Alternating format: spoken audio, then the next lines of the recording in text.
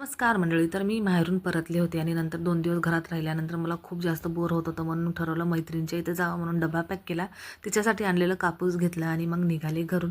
तर मुलं 2-3 दिवसानंतर येणार होती. मग मी तिच्या घरी आले तर बघते तर काय ती देवपूजा करत होती. इथं तिची पूजा चालू होती आणि मी म्हणलं चला आपण आपली पोटपूजा करावी. तर मस्त ताट वाढून घेतलं. ज्वारीची भाकर, हरभऱ्याची भाजी, वांगं मेथीची भाजी, मस्त फोडलेला कांदा आणि वांग्याचं भरीत.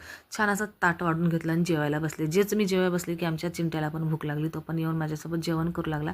मग आम्ही दोघींनी मोबाईलमध्ये थोडासा टाईमपास केल्यानंतर मग संध्याकाळ झाली तर माझी मैत्रिणी तर गुलाबजामुन करत होती. मी पण तिची मदत केली आणि तिने माझ्यासाठी खास आज शेवभाजी केली होती, कारण की मला खायची होती. म्हणजे मी पहिल्यांदाच ट्राय करते, मी कधी खाल्ली नव्हती. इकडं गुलाबजामुन पण रेडी होती, कारभारी पण आली. मग आम्ही सर्वांनी जेवण करायला सुरुवात केली आणि मी खरंच सांगते पहिल्यांदा शेवभाजी टेस्ट करून मला खूप जास्त आवडली होती. आता मी घरी गेल्याने नक्की ट्राय करून बघेल आणि तुमच्यासोबत पण शेअर करेल. चला मग हा व्लॉग इथंच एंड करते. Bye bye.